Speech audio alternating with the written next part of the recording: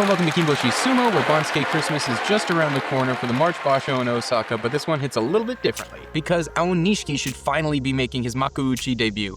Which is, that makes it sound like it's some long postponed thing, but it's really not. It's actually only his 9th ever professional tournament, and he's already going to be a top division man. And if you've been watching sumo lately, you know that this isn't exactly a news story. Onosato and Hakuoho made faster trips to the top division, but Aonishiki, like another guy like Takeru Fuji, actually did it without the advantage of a special dispensation where those other guys got to start in Makushita, the 3rd division, whereas Takeru Fuji and Aonishiki had to start all the way at the bottom in Jonokuchi. This is actually burying the lead of why I like Aonishiki. So, first off, I like him because he's good. He won his first ever 20 matches and opened his career 38-4 before making his Sekitori debut. And he fights this really clinical style that I think any old-school Japanese oyakata would love. He just kind of buries his head in his opponent's chest and drives forward like a locomotive until either his opponent's out of the ring or he's laying in the dirt. But the real reason I'm excited about Aonishiki is because he's Ukrainian. He fled Ukraine in April 2022 to avoid the war and used sumo as his way out after making a brief stopover in Germany. He was able to do this for an interesting reason. He actually started sumo as a kid when he was 7 after switching over from judo when he saw some rikishi practicing in his judo gym. That led him to the world of amateur sumo, where he eventually met Arata Yamanaka. Flash forward to 2022, Yamanaka is the captain of the Kansai University in Osaka sumo team, and Aonishiki, Danilo, is looking for a way out. Yamanaka and his family eventually hosted Aonishiki, helped him move to Japan, and even though he wasn't a member of the university team, he was allowed to practice with Yamanaka's teammates, and he actually apparently wiped the floor with them, even though these are college dudes and at the time he would have been like a high schooler. This eventually led to him getting an invite to join the relatively small Ajigawa stable, and flash forward to today, we see this boy about to make his Makuuchi debut in Osaka, his adoptive new hometown. So, okay, I don't know about you, but I think the majority of sports viewership is about stories more than appreciation of athleticism.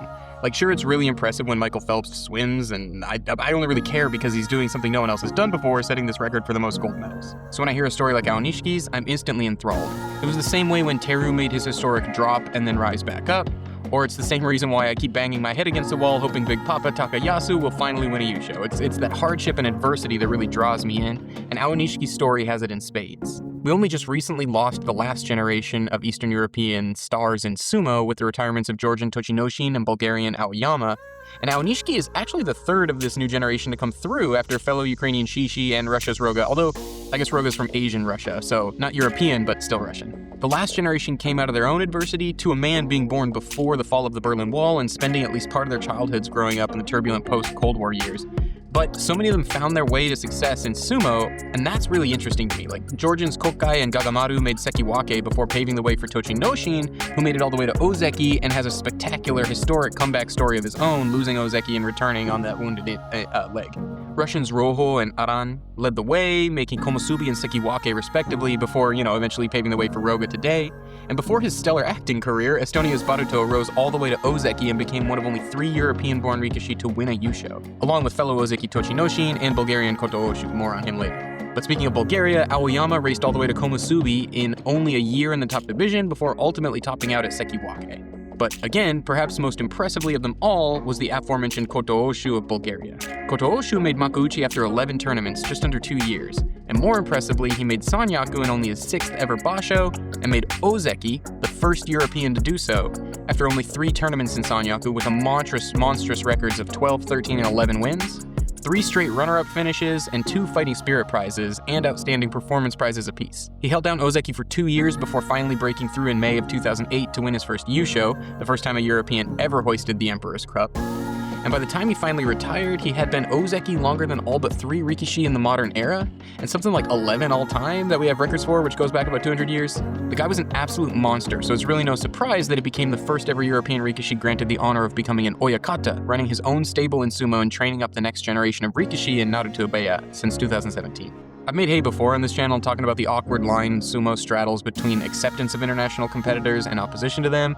The one foreigner per stable rule seems to make rikishi's lives unnecessarily difficult when they come over from abroad. Just read some of Shishi's struggles coming over. But for me, international competition in sumo is just what makes it better.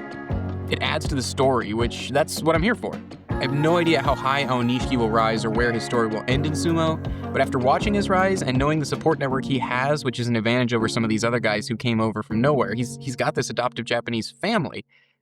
I'd love to think this guy could be the one to truly follow in Koto Oshu's footsteps and become a fixture in sumo.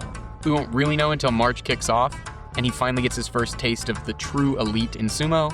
But wherever he ends up, his story until now has been amazing. I've been rooting for him every step of the way, and I'm going to continue doing so until this journey comes to an end. But a big part of me hopes that maybe he can go where even Koto Oshu couldn't go, and write yet another exciting new chapter in sumo's storied history.